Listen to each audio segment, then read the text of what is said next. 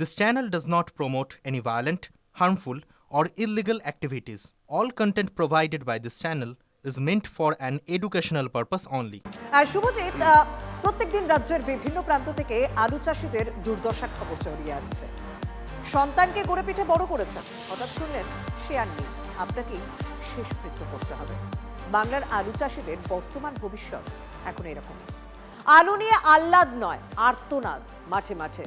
মমতা বন্দ্যোপাধ্যায়ের প্রচার শুরু উত্তরবঙ্গ থেকে, আর উত্তরের কৃষকদের আরতি তার কানে কি পৌঁছচ্ছে এখন? সব তো পৌঁছেই গেল, কি করে শোধ করবো? ভাববই কি আর শোধ করবো কি?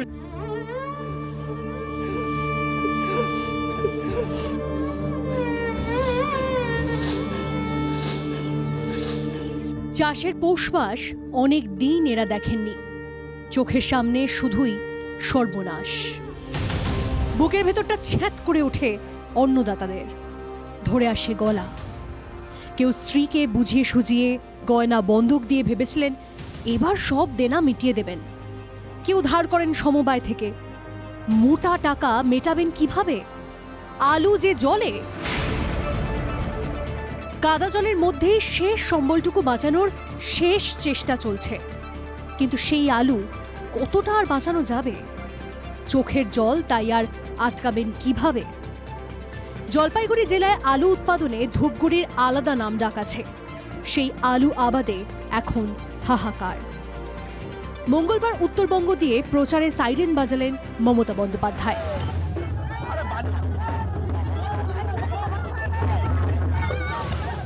মুখ্যমন্ত্রী যখন চালসায়, তখন 55 কিলোমিটার দূরে ধূপগুড়ির মাঠে আর্তনাদ।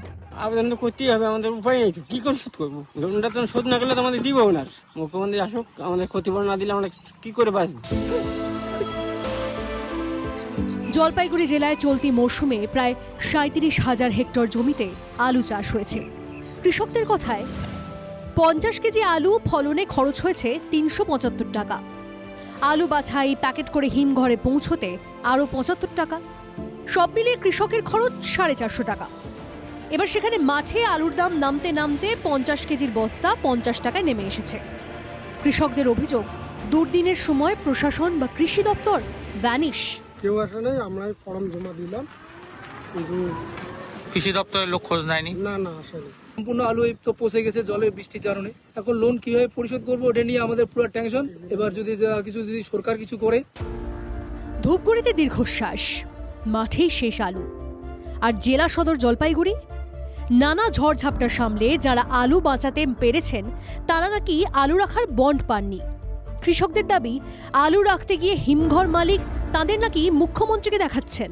আমাকে বলছে যে মমতা ব্যানার্জির কাছে যাও বন আনতে। আমি মালিক বলছে, নগদ মালিক। তা আমি এখন কি করতে পারি? আমি বন পাই নাই। জলপাইগুড়িতে যখন বিক্ষোভ দেখেন কৃষকরা, তখন সেখান থেকে প্রায় 40 কিলোমিটার দূরেই ছিল মুখ্যমন্ত্রীর কর্মসূচি। এখানকার বন বাইরে বিক্রি হয়ে যায় কালো বাজারের মতো, ঠিক আছে? মালিকের কাছে বনের জন্য যদি যাই, বলে যে তুমি মমতার কাছে যাও। এটা আমরা জীবনেও বলিনি এবং আমরা এটা ভাবতেও পারি না। এই টাইপের যদি কোনো লোকের আমাদের সঙ্গে শত্রুতা থাকে, তারা এটা বানিয়ে বলতে পারে। হিমঘর মালিকের কাছে মুখ ঝামটা খেয়েও এলাকা ছাড়েননি কৃষকরা।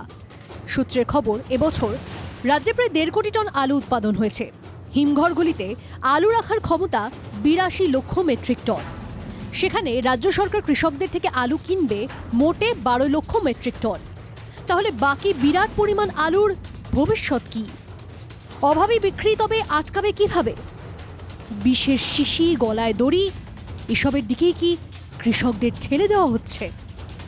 রনি চৌধুরী ও নীলেশ্বর সান্যালের রিপোর্ট, TV9 বাংলা। যদি সরকার মুখ তোলে, ধূপগুড়ি জলপাইগুড়িতে এখনো আশায় বাঁচে চাষা। উত্তরবঙ্গের মালদায় সেই আশাটা এখন লীন হয়ে গেছে। যেটা পোকা মারতে ব্যবহার করা হয় না, সেটাই কিনা মুখে তুললেন চাষি। চরম সিদ্ধান্ত আরো এক কৃষকের। আলু তো জলের শেষ হয়ে গেছে। আমার বাবা আলুর টেনশনে মারা গেছে। একই দাম মিলছিল না, মরার উপর খাঁড়ার ঘায়ের মতো বৃষ্টি। জমা জলে আলু পচে সব শেষ। আমার বাবা খুব খেটে খুটে খায়। অন্যের জমিতে চড়া সুদের ঋণ নিয়ে চাষ, তারপর চোখের সামনে এমন সর্বনাশ দেখে কার মাথা ঠিক থাকে? এবার উত্তরবঙ্গে আলু চাষি আত্মঘাতী। ঘটনাস্থল মালদার মহিষবাথানি। পরিবারের দাবি, আলু তুলতে না পেরে মনমরা হয়ে পড়েন বিপতি রাজবংশী। চরম হতাশায় বিষ খান। মালদা ও গাজল ব্লকে আলু অন্যতম অর্থকরী ফসল। জেলায় এবার 12,000 হেক্টর জমিতে আলু চাষ হলেও তার অধিকাংশই নষ্ট। তেমনি একজন বিপতি। আলুতে ক্ষতি হয়েছে, মহাজন টাকা পাবে, যার জন্য ও চিন্তাভাবনা দিব কথা থেকে, যার জন্য আত্মহত্যা করেছে। ঘাড়ের উপর মোটা দেনা, আলুর দাম নেই, আরও একজন কৃষক শেষ। মৃতের পরিজনদের আক্ষেপ, শেষ যাত্রায় সাহায্য না করে নেতারা জীবনযাত্রায় পাশে থাকলে এই দিনটা দেখতে হতো না। অভিযোগ, বিনা পয়সার বীজ, সার চাষিদের না দিয়ে গোপনে বিক্রি করা হয়েছে।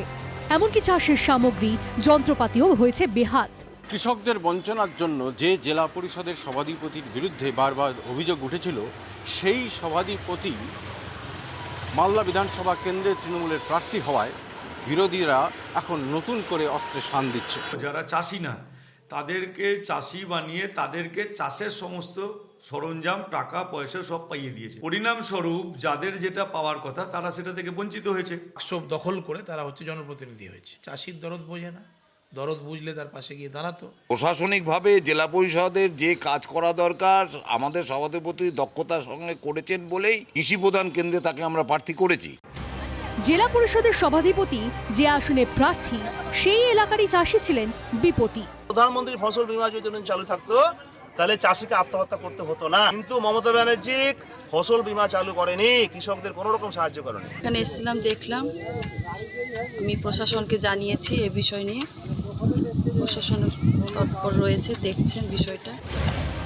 গত 2 সপ্তাহে চন্দ্রকোনা ব্লকে 2 জন, গলসি, গোঘাট ও মালদায় 1 জন করে আলু চাষির মৃত্যু হলো। প্রায় সব জায়গাতেই দাম না পেয়ে উঠেছে আত্মহত্যার অভিযোগ। কিন্তু রাজ্য সরকার কৃষক আত্মহত্যা বলে স্বীকার করে কোথায়?